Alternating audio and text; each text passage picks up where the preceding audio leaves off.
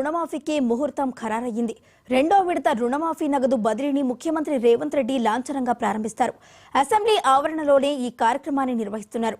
అదే సమయంలో వివిధ జిల్లా కలెక్టరేట్లలో ఆ జిల్లా కలెక్టర్లు రైతులకు చెక్లను పంపిణీ చేస్తున్నారు. 1,50,000 లోపు బకాయిలు ఉన్న సుమారు 7 లక్షల మంది రైతులకు మంగళవారం 6,500 కోట్ల విడుదల చేయనున్నారు. ₹1,00,000 వరకు ఈ నెల 18న రుణమాఫీ చేసిన ప్రభుత్వం 1,50,000 కేటగిరీలో ఉన్న రైతులకు ఈ నెలాఖరులోపు రుణమాఫీ చేస్తామని అప్పుడే ప్రకటించింది. ఇందుకు అవసరమైన నిధులు స్వీకరణ చేపట్టింది. ఇప్పుడు లైవ్ చూద్దాం.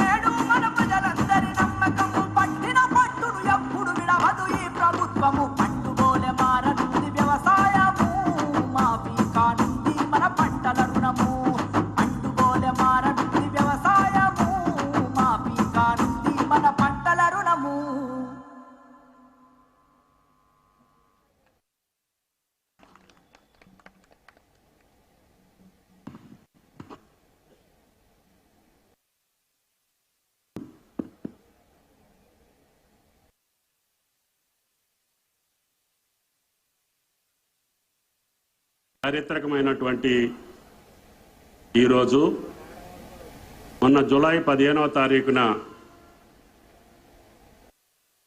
గౌరవనీయులు రాష్ట్ర ముఖ్యమంత్రి శ్రీ రేవంత్ రెడ్డి గారి నాయకత్వాన పిసిసి అధ్యక్షులుగా రాహుల్ గాంధీ గారి సమక్షంలో ఆయన ఇచ్చినటువంటి మాటని కాంగ్రెస్ పార్టీ అధికారంలోకి వస్తే ఒకే పంట కాలంలో రైతు కుటుంబాలకి 2 లక్షల చొప్పున రుణమాఫీ చేస్తాను అని చెప్పి ఆ రోజు ఓరుగల్లు కోటలో ఏదైతే వాగ్దానం చేశారో ఆ వాగ్దానానికి అనుగుణంగా ఈనాడు అధికారంలోకి వచ్చినటువంటి కాంగ్రెస్ ప్రభుత్వం రేవంత్ రెడ్డి గారి నాయకత్వాన ఆయన ఇచ్చినటువంటి మాట ఆగస్టు కల్లా నేను 2 లక్షల రుణమాఫీ రైతు కుటుంబాలకు చేస్తానని చెప్పి వాగ్దానం చేశారు. ఇది రెండో విడత. ఈ రోజున సుమారు ₹1,50,000 ఉన్నటువంటి ఖాతాదారులందరికీ కూడా ఈరోజు రుణమాఫీ కాబోతా ఉంది. దానికి సహకరించినటువంటి మా ఆర్థిక శాఖ మంత్రులు, రాష్ట్ర మంత్రివర్గం, గౌరవనీయులు గౌరవ అసెంబ్లీ శాసన మండలి చైర్మన్ సుఖేందర్ రెడ్డి గారు, అసెంబ్లీ స్పీకర్ అదేవిధంగా ప్రసాద్ గారు, గౌరవనీయ ప్రధాన కార్యదర్శి, గౌరవ మంత్రివర్యులు, పార్లమెంటు సభ్యులు, శాసనసభ్యులు, శాసన మండలి సభ్యులు, రైతాంగ సోదరులు, పత్రికా పెద్దలందరికీ కూడా ఈ యొక్క చారిత్రక ఘట్టం భారతదేశ రాజకీయాల్లో. ఎప్పుడూ కని వినెరుగినటువంటి రీతిలో ఆనాటి మన్మోహన్ సింగ్ గారి నాయకత్వాన దేశవ్యాపితంగా జరిగినటువంటి 70,000 కోట్ల రుణమాఫీ ఒక చారిత్రక సంఘటన. అదే పద్ధతిలో ఈరోజు ఒకే రాష్ట్రం, కొత్త రాష్ట్రం, అన్న మాటను నిలుపుకునేటువంటి రాష్ట్రం, ఒకేసారి ఒకే పంట కాలంలో, మొదటి పంట కాలంలో 31,000 కోట్ల రూపాయలు మేము రుణమాఫీ చేస్తామని చెప్పి ఆ మాటని నిలబెట్టుకున్నటువంటి రేవంత్ రెడ్డి గారి ప్రభుత్వానికి రాష్ట్ర రైతాంగం పక్షాన, మనందరి పక్షాన ధన్యవాదాలు తెలియజేయాల్సినటువంటి అవసరం ఉంది. గౌరవనీయులు అడ్వైజర్ పెద్దలు కేశవరావు గారిని వేదిక మీదకి రావాల్సిందిగా కోరుతున్నాం.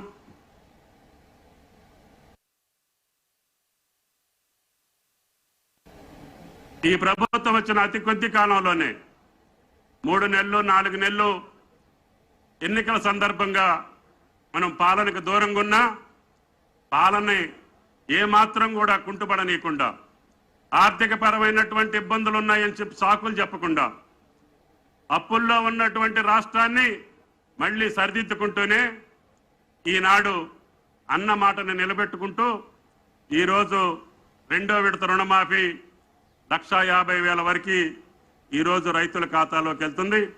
తప్పకుండా ఆయన గారి మాట ప్రకారంగా ఆగస్టులోనే 2 లక్షల లోపు ఉన్నటువంటి రుణాలన్నింటినీ కూడా మాఫీ చేస్తామని చెప్పి సాక్షాత్తు ముఖ్యమంత్రి గారి వాగ్దానం. అది రైతుల యొక్క భరోసా అని చెప్పి కూడా మీకు ఈ సందర్భంగా మనం చేస్తున్నాం.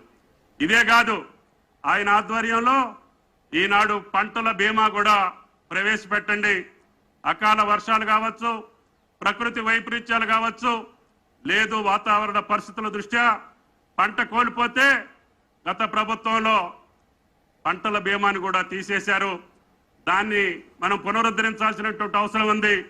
ఎంత ఖర్చైనా సరే అందరి రైతుల యొక్క ప్రీమియం మనమే కట్టి అన్ని పంటలకి కూడా బీమాను ఏర్పాటు చేస్తే రైతు గుండె మీద చేసుకొని వ్యవసాయం చేసే పరిస్థితి వస్తుంది అని చెప్పి ముఖ్యమంత్రి గారి ఆదేశాల మేరకి పంటల బీమాను కూడా కొనసాగిస్తున్నామని చెప్పి కూడా ఈ సందర్భంగా మనం చేస్తున్నాం. అదేవిధంగా రైతాంగానికి ఇచ్చినటువంటి మరొక భరోసా రైతు భరోసా. అది 7,500 ఒక పంట కాలానికి, 15,000 మొత్తం సంవత్సర కాలంలో 2 పంటలకేస్తే 15,000 ఇస్తామని చెప్పి కాంగ్రెస్ పార్టీ పక్షాన ఆనాటి పిసిసి అధ్యక్షులు, అదేవిధంగా భారత జాతీయ కాంగ్రెస్ లో ఉన్నటువంటి పెద్దలందరూ వచ్చి తెలంగాణ రైతాంగానికి మాట ఇచ్చారు.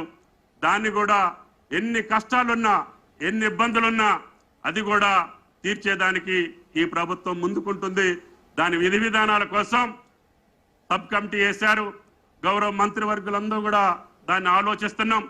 ప్రజల దగ్గర నుంచి, రైతుల దగ్గర నుంచి రేపు భవిష్యత్తులో స్పీకర్ గారు ఆదేశిస్తే శాసనసభ, శాసన మండలిలో కూడా పెట్టి మీ అందరి ఆమోదం తీసుకొని రైతు భరోసా ఏ పద్ధతిలో ఉంటే పంటేసినటువంటి రైతుకు లాభం జరుగుద్దో, పంటేసినటువంటి భూములకు ఏ రకంగా ఇవ్వచ్చో, గతంలో జరిగినటువంటి పద్ధతులకు భిన్నంగా నిజమైనటువంటి రైతుకి ఆ డబ్బు అందాలి అని చెప్పి ఆకాంక్షతోటి కొంత సమయం తీసుకున్నాం.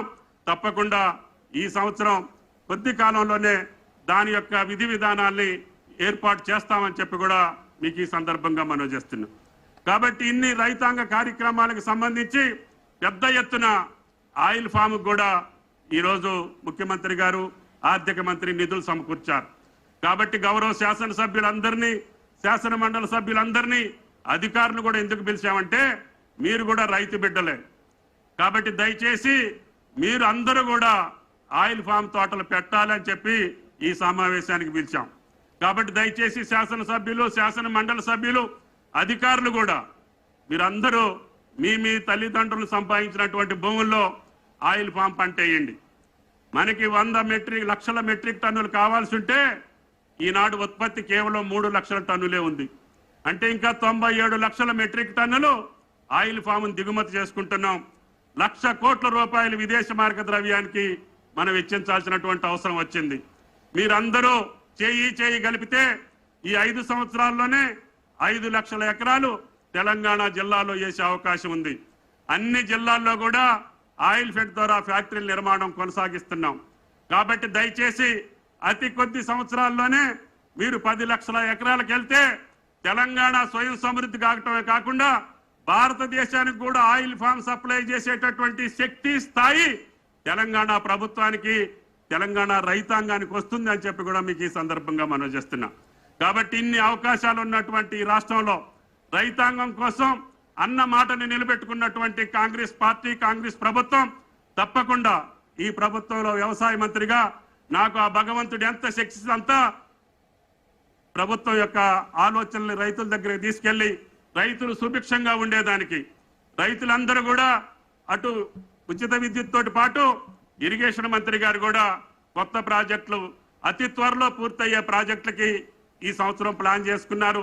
తప్పకుండా ఇరిగేషన్ ప్రాజెక్టులు పూర్తి చేసుకుంటూనే ఆ రకమైనటువంటి విద్యుత్ శక్తి నిరంతరంగా ఇస్తూనే సబ్సిడీ కార్యక్రమాలు కొనసాగిస్తూనే రైతాంగాన్ని నిలబెట్టి రైతే రాజు అనేటటువంటి క్యాప్షన్కి అర్థం ఇచ్చేటట్టుగా ఈ ప్రభుత్వం నిలబడుతుందని రేవంత్ రెడ్డి గారు ఇచ్చినటువంటి భరోసాని నిలపడానికి ఆయన ఆదేశాలకు అనుగుణంగా ఈ ప్రభుత్వ యంత్రాంగం మొత్తం అందరి కేబినెట్ మంత్రులందరం ఈ యొక్క రైతాంగ సంక్షేమం కోసం పనిచేస్తామని చెప్పి ఈ యొక్క సందర్భంగా విజ్ఞప్తి చేస్తూ మీ దగ్గర సెలవు తీసుకుంటూ ఉప ముఖ్యమంత్రి భట్టి గారిని వీలైతే కొంచెం మాట్లాడాల్సిందిగా కోరుతున్నాను.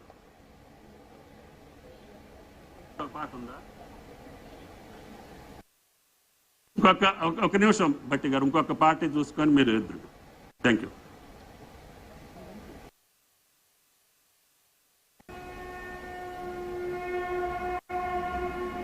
తెలంగాణ రైతాంగానికి 69 లక్షల రైతులకు నేను మాట ఇస్తున్నా. ఆగస్టు 15 తారీఖు లోపల 2 లక్షల రూపాయల రైతు రుణమాఫీ చేసి తీరుతా. 15 ఆగస్టు లోపల 2 లక్షల రూపాయల రైతు రుణమాఫీ చేస్తా. ఏకకాలంలో ఏక మొత్తంలో మీకు రుణమాఫీ చేసే బాధ్యత నాది. వచ్చిందన్నో వచ్చిందక్క పండగ వచ్చింది. రుణమాఫీ రుణమాఫీ రైతు రుణమాఫీ ప్రజాపాలన తెచ్చింది చూడు అందరూ మెచ్చేది. కష్టాలను రూపుమాపి సరికొత్త మార్పు చూపి రైతు రుణమాఫీ రైతు రుణమాఫీ లక్ష్యం అది ఒక్కటే రైతు రాజు కావాలి. 2 లక్షల రుణమాఫీ తోడై నిలవాలి. వచ్చిందన్నో వచ్చిందక్క పండగ వచ్చింది. రుణమాఫీ రుణమాఫీ రైతు రుణమాఫీ ప్రజాపాలన తెచ్చింది చూడు అందరూ మెచ్చేది. కష్టాలను రూపుమాపి సరికొత్త మార్పు చూపి రైతు రుణమాఫీ రైతు రుణమాఫీ. తెలంగాణ తెచ్చినాక ఇదే పెద్ద పండుగ. ఏక మొత్తం రుణమాఫీ రైతన్నకు అండగా. రైతన్నల సంక్షేమంలో రుణమాఫీ ప్రధానం. దేశానికి ఆదర్శం మన వ్యవసాయ విధానం. ఒక మాట ఇచ్చారంటే గాంధీ కుటుంబం అమలై తీరుతుందని అందరి నమ్మకం. అంబరాన్ని తాకే రైతన్నల సంబరాలు నిలబడాలి తెలంగాణ కుటుంబ గౌరవాలు. తెలంగాణ మన ప్రాణం. 10 ఏళ్ల పాలనలో ఎవరు చేయలేని పని సాధించాం. కష్టాలు ఎదురైనా కానీ రూపాయి రూపాయి పోగు చేసి రుణమాఫీ. ఇందిరమ్మ రాజ్యం ఇంటింటా సంతోషం. రుణమాఫీ సంబరం రుణమాఫీ సంబరం. 31,000 కోట్లతో ముఖ్యమైన పథకం రైతన్నల రుణం తీర్చుకునే శుభ తరుణం. రైతు వేదిక ప్రాంగణం రంగుల హరివిల్లు. పల్లె పల్లె పచ్చగుండాలని వరాజల్లు.